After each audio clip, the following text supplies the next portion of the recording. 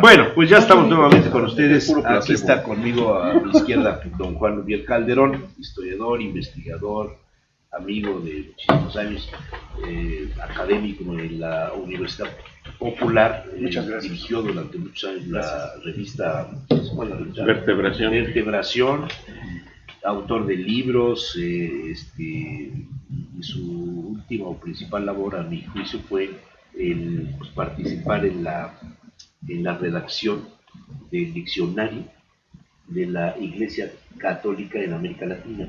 Historia cultural de la Iglesia en América Latina, que tiene no sé cuántas entradas. Pues andamos ya cerca del millón de entradas.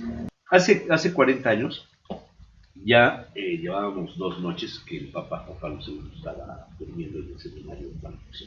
No durmió aquí. ¿Durmió en el seminario? No. Él llegó a México. ¿Se vino a Puebla? Vino a Puebla al día siguiente, estuvo aquí, hizo el discurso inaugural de la conferencia de Puebla. La misa fue anterior, luego la inauguración de la conferencia. Era la razón por la que vino y se regresó a México. Él ya no se quedó aquí, dejó trabajando a los obispos y él se fue a una gira. Me acuerdo de la cena. 5 estados en 5 días. Me acuerdo de la cena en el seminario que la sirvió la cofradía del buen vino, del vino que le dieron y que después de eso se dio. Después de eso se fue. No pernoctó aquí. Ni entró a la casa. No, pero eso no es lo importante. De todas maneras, mira, lo importante es que la razón de su viaje fue la conferencia de Puebla. A eso vino. Entonces, lo demás fue, diríamos, periférico, sí, finalmente, pero él, yo creo que nunca pensó qué dimensión iba a tomar su visita y la trascendencia que tuvo, que se puede decir que marcó su pontificado y marcó la historia de la Iglesia y del mundo en la segunda mitad del siglo XX. O sea, esa trascendencia que tuvo ya no se aprecia tan claro. Y por eso precisamente hicimos este evento. En Puebla no tratar de nada del tema de los 40 años. Bueno, nosotros lo teníamos presente y dijimos, bueno, es necesario que la comunidad universitaria Papa organiza el viaje para venir a la tercera conferencia. Es que no nos olvidemos, ¿qué había pasado? Mira, la segunda conferencia fue en Colombia en el año 68. Bueno, incluso yendo un poquito hacia atrás. El CELAM es la primera episcopado continental que se organiza en la Iglesia. O sea, se adelanta a Latinoamérica, a Europa, a África, incluso los otros continentes cristianos. Esto fue obra de Pío XII. Él organiza el episcopado latinoamericano en 1955, estamos hablando antes del concilio, en Río de Janeiro, en Brasil, exactamente. Y cuando esto ocurre, de alguna manera se está retomando una tradición que había surgido desde el Concilio de Trento. El Concilio de Trento, estamos hablando del siglo XVI, ordena que se hagan sínodos o concilios, entonces no se llaman sínodos, concilios provinciales, por regiones, y se organizan varios. Los concilios provinciales son especialmente importantes los de Lima y los de México. Y curiosamente, el más importante de Lima es el tercero, y el más importante de México es el tercero. Curiosamente, porque aquí vamos a hablar ahora de la tercera conferencia, ¿no? Bueno, en esa ocasión, siglo XVI, se señalaba ahí que los concilios provinciales se realizaran cada 10 años. Entonces vamos a decir que esta tradición se la retoma Pío XII al decir que las asambleas de este nuevo organismo colegiado, que será el episcopado latinoamericano, se haga cada 10 años. Entonces, si era 1955, los siguientes 10 años eran 1965. Pero ese no se realizó allí porque hubo un acontecimiento de mayor envergadura, que fue el Concilio Vaticano II. Entonces eso obligó a correr, cosa que también ocurrió en el siglo XVI con los provinciales. Los provinciales de cada 10 años, en realidad, ese fue un buen deseo, pero nunca se cumplieron los 10 años exactos. Y aquí vamos a ver lo mismo. Entonces, el segundo, que debería de haber sido en el 65, se corre al 68. Y luego el siguiente debería ser en el 78. Y lo convoca Pablo VI. Y dice que se haga en Puebla. Da el tema, da la ciudad. Pablo VI. Pablo VI. ¿Y por qué Puebla? Mira, según esto se comenta en el seminario, lo comentaba también Monseñor Huesca con cierta frecuencia cuando salían estos temas, que él convoca a México, o sea, el episcopado latinoamericano dice que sea México, pero no decide la sede, y entonces viene una comisión a ver en dónde pudiera ser. Entonces van a Guadalajara, van a varios lados, y cuando llegan a Puebla y ven el Palafoxiano, dicen, no, pues aquí. Esto está, pero ni más. O sea, el edificio del seminario, obra de Fabiano Márquez y Toriz, era exacto. Todavía, pero Pablo VI, que convoca entonces, bueno, que se haga entonces en Puebla, en el seminario,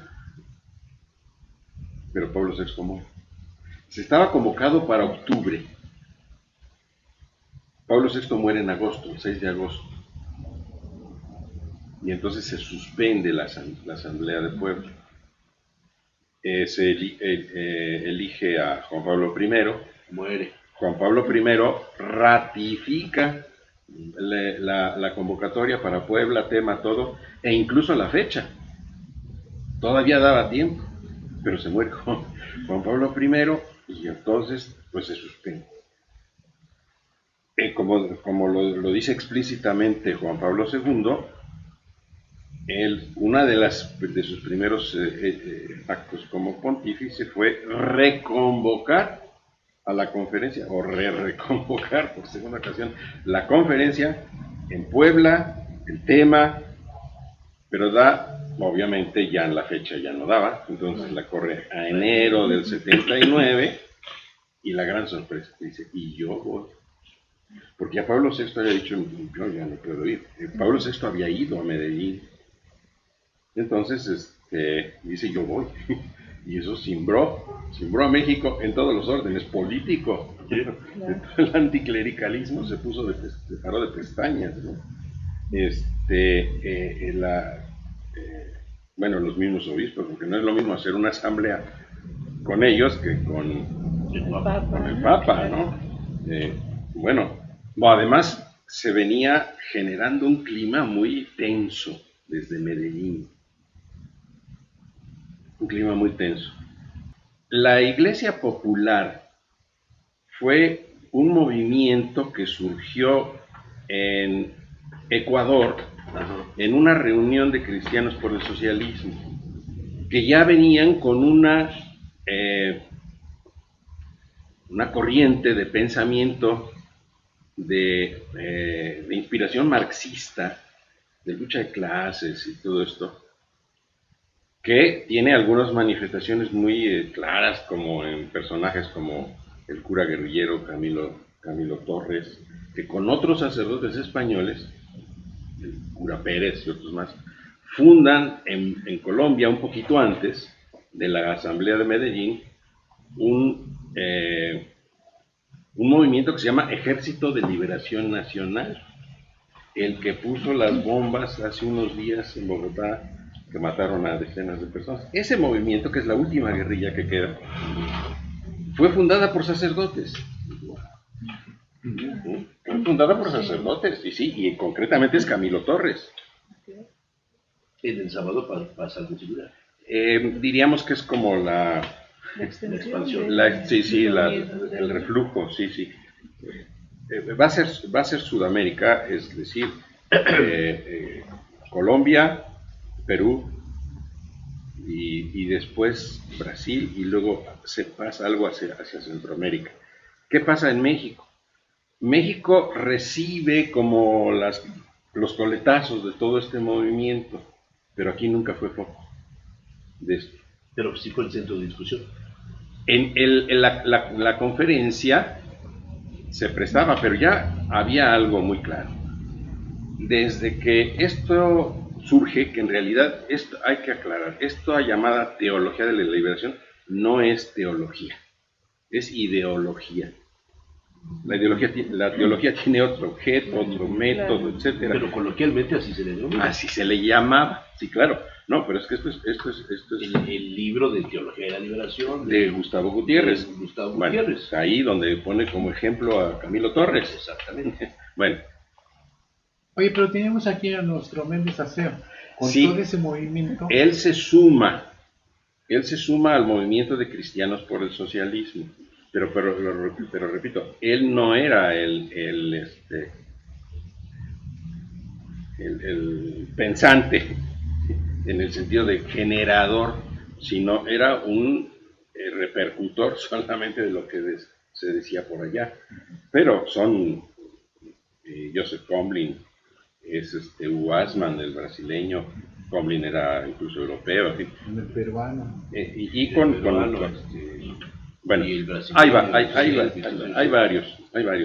Entonces, ellos habían generado un movimiento que venía muy radical y empieza a ser frenado por episcopados completos.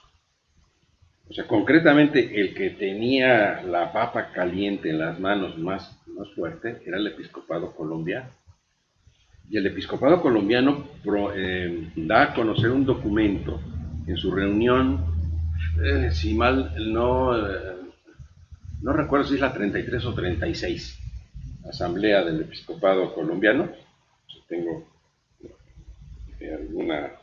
habría que precisar exactamente, pero un documento en el cual hablan y analizan toda esta situación, pero con pelos y señales, con todos los nombres, con todos los membretes y todas las ideas de fondo que estaban en esto. Lo cual había sido ya también denunciado cuando Pablo VI fue a inaugurar Medellín. Porque es el viaje de Pablo VI a Medellín tiene esa importancia. Fue la primera ocasión en la historia que un pontífice ponía un pie en América como pontífice, porque alguien dice que el primer papa latinoamericano fue Pío IX, porque Pío IX estuvo trabajando 2 años en Chile y Argentina, un poquito después de las independencias, acompañando la famosa misión Musi. Cuando América se quedó sin obispos, la solución a esa problemática la presentó Bernardo O'Higgins, el libertador de Chile.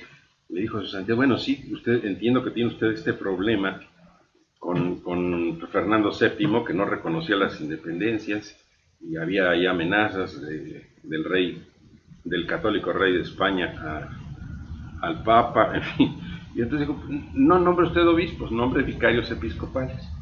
Y así se soluciona, así se brinca al rey por todo aquello del patronato. Y entonces viene la misión Musi, y como secretario de la misión Musi viene un presbítero, Astay Ferretti, que después será Pío IX. Por eso dicen es el primer papa latinoamericano. No, pues él recién ordenado trabajó 2 años, un poquito, sí, casi recién ordenado, 2 años en América, y conocía bien la problemática. Por eso él es el que asume el mismo nombre de Latinoamérica, y después formará el Seminario Pío Latinoamericano en Roma y convocará después su sucesor ya al concilio plenario latinoamericano que se hace en Roma, no se puede hacer aquí por las circunstancias políticas que había en toda América. Y finalmente, pues entonces llegamos ahora al siglo XX con todos esos antecedentes. El Papa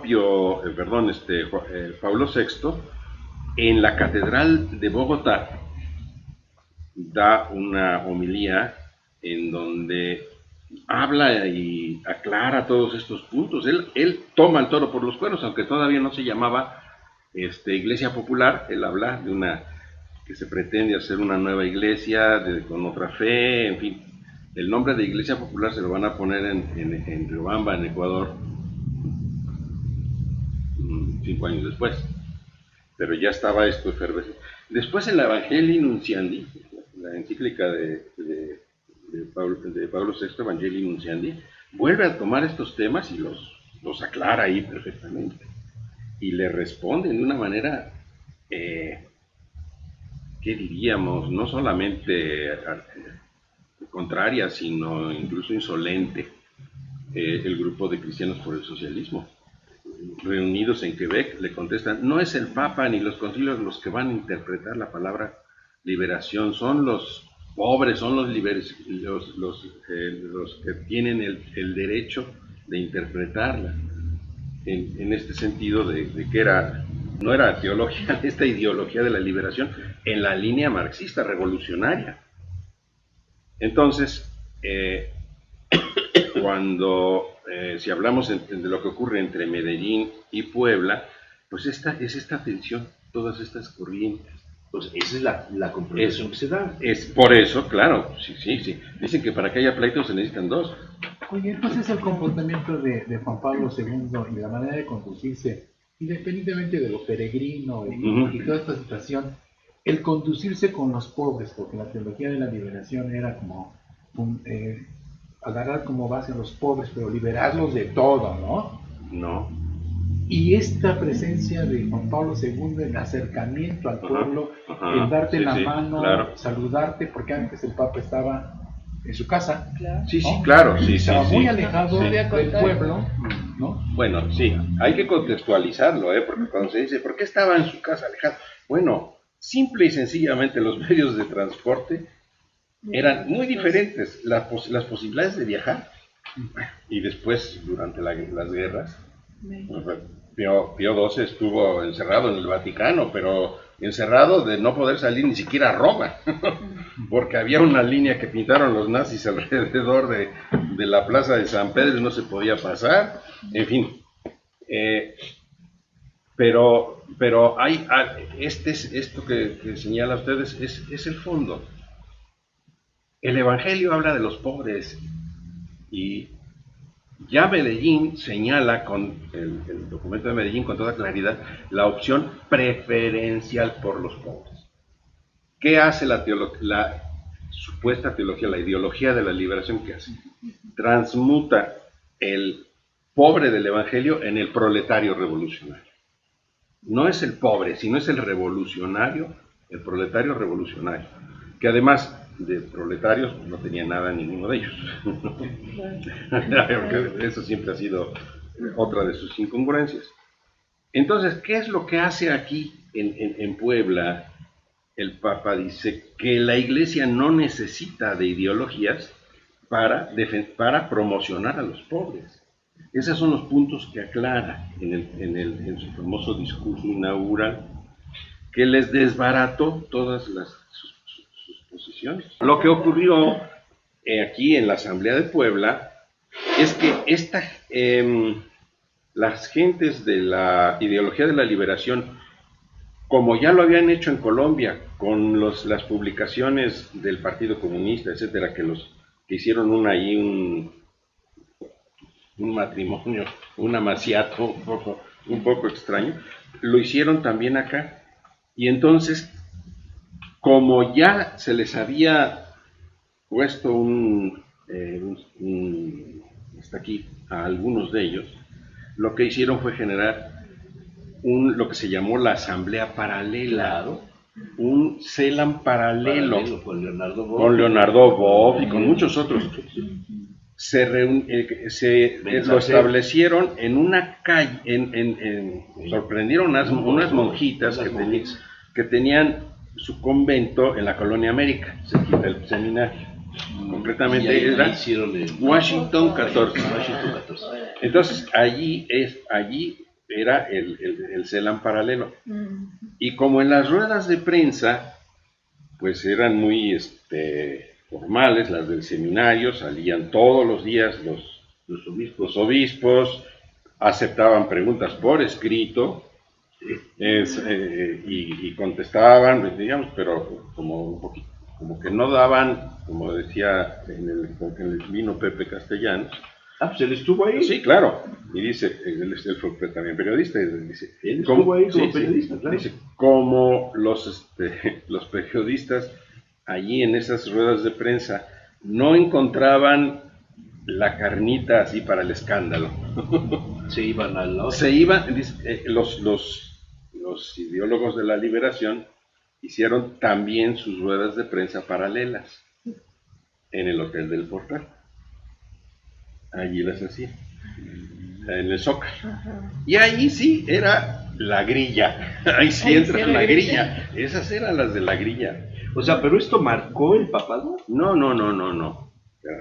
Estas son las circunstancias de lo que ocurrió ahí. ¿Qué es lo que marcó al papado?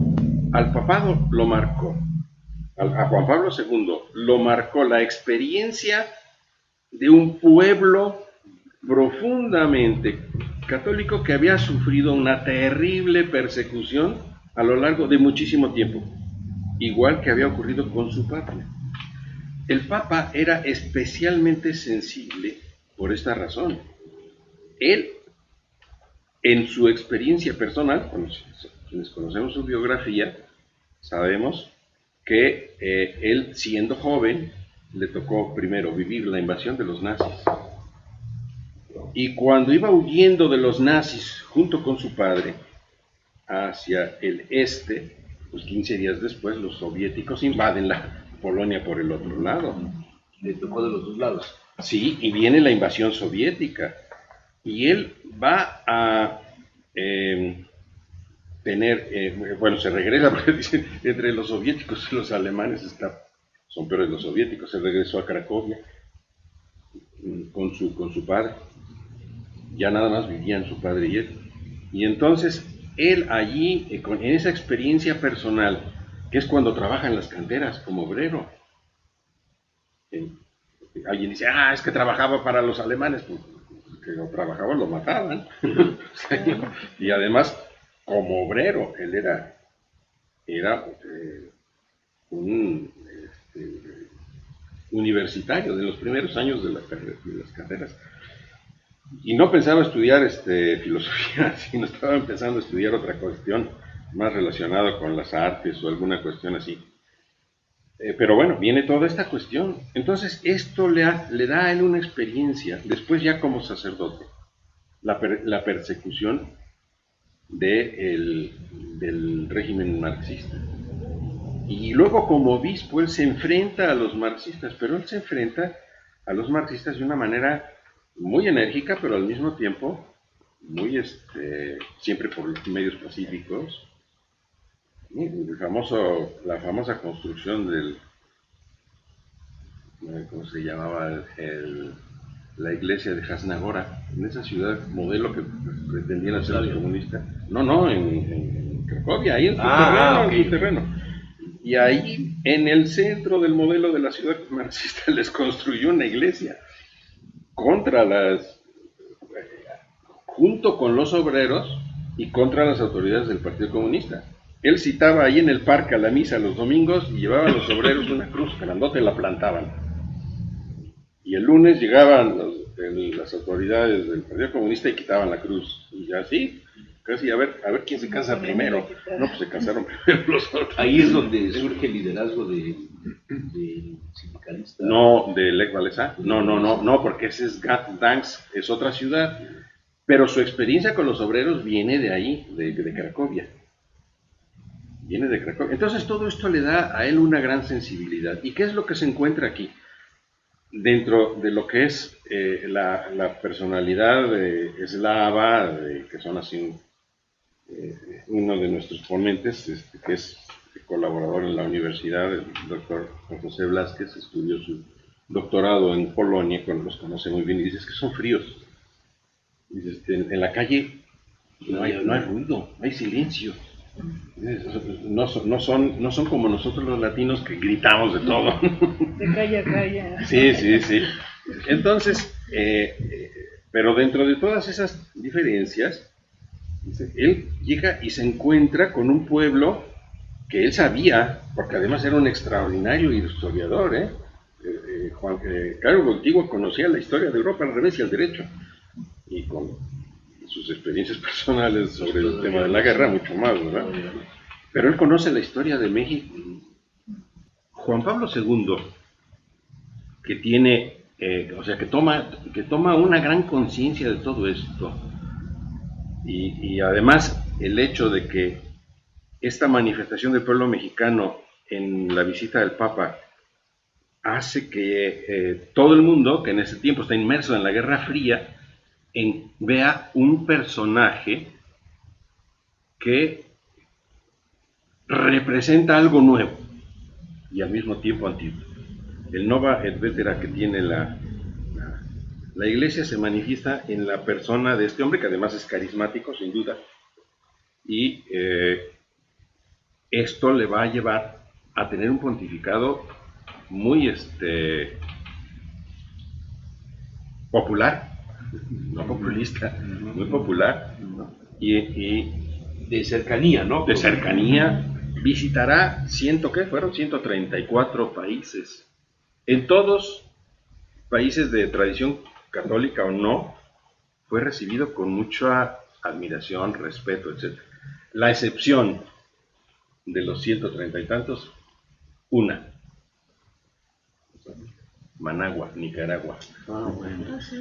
Sí, con una falta absoluta de respeto. Y un país latinoamericano, claro. ¿no? Porque allí estaba precisamente la Iglesia Popular, que se puede decir que la Iglesia Popular casi desapareció después de la Asamblea de México, de Puebla, pero la Iglesia Popular tendrá su última manifestación allí en Nicaragua. La Teología de la Liberación no. Y entonces Juan Pablo II le pide a su presidente de la Comisión para la Doctrina de la Fe, que se llama Joseph Ratzinger, que analice el tema. Y entonces la Congregación para la Doctrina de la Fe publica un documento que se llama Libertatis Nuncios, el anuncio de la libertad, sobre algunos aspectos de la teología de la liberación. Es un documento 1900, ¿qué? Que habrá sido como 83. Ese documento es muy claro y muy enérgico. Dice que esa teología de inspiración marxista no solamente se aparta de la fe de la Iglesia, ni siquiera que sea dice, es de hecho la negación práctica de la fe de la Iglesia. Entonces resulta con que este documento se llama instrucción sobre algunos aspectos de la teología de la liberación. Está firmada por Joseph Ratzinger con la autorización de Juan Pablo II, dice, en tal sesión, esto fue autorizado, y se da a conocer. Eso provocó tal claridad, que ahora sí, o te defines o para acá o para acá. Algunos se dijeron, pues nos vamos por la línea más radical. Ese fue el caso de Boff, fue el caso de John Sobrino, y algunos otros. Pero algunos otros rectificaron. Y uno de ellos fue Gustavo Gutiérrez. Entonces Gustavo Gutiérrez guarda silencio y Entonces, otro de los elementos que va a promocionar mucho el pontificado de Juan Pablo II es el tema de la misericordia y la penitencia. Y saca un documento que se llama así, Misericordia y Penitencia. Y en esa, siendo congruente con esa línea, la Congregación para la Doctrina de la Fe saca otra instrucción como complemento a la anterior, como siendo correcto. Si alguien de aquí quiere verdaderamente promocionar a los pobres, estos son los lineamientos. Y a la Libertatis Nuncius se añade otra segunda instrucción, es como año y medio después, que se llama Libertatis Consciencia. Entonces dice, una debe leerse a la luz de esta y esta a la luz de esta, o sea, se complementan, es como un solo documento, aunque haya salido en dos partes. Has hablado de que se ha pedido perdón sobre los hechos ya acontecidos, ¿no? Y la pregunta es sobre lo que no ha ocurrido y sobre lo que hemos dejado de hacer.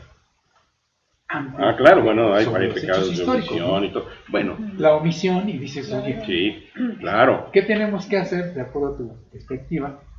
Que tenemos que ya realizar, pedir perdón, porque no lo vamos a hacer.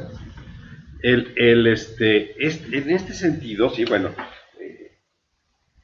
si solamente se hace una reflexión sobre el pasado, así como por nostalgias, no sirve para nada. Eso es para tener una conciencia del presente, pero y proyectarse hacia el futuro con una mayor objetividad. El martes que iniciamos, la primera conferencia la dio Monseñor Alfonso Miranda Guardiola. Él es obispo auxiliar de Monterrey y es el secretario de la Conferencia del Episcopado Mexicano. Su plática se llamó De la Conferencia de Puebla hacia el proyecto global pastoral que tiene ahorita el Episcopado Mexicano 2031-2033. ¿Por qué 2031 y 2033? 2031 porque son los 500 años del acontecimiento guadalupano y 2033 porque es el segundo milenio de la redención. Entonces, hacia allá, hacia adelante, hacia el futuro, desde la Conferencia de Puebla hace un planteamiento. ¿Qué es lo que ha dicho Puebla? ¿Qué es lo que ha dicho después? Porque esa fue la tercera, la cuarta en el 92 en Santo Domingo y la quinta en Aparecida en Brasil en el 2005 ya.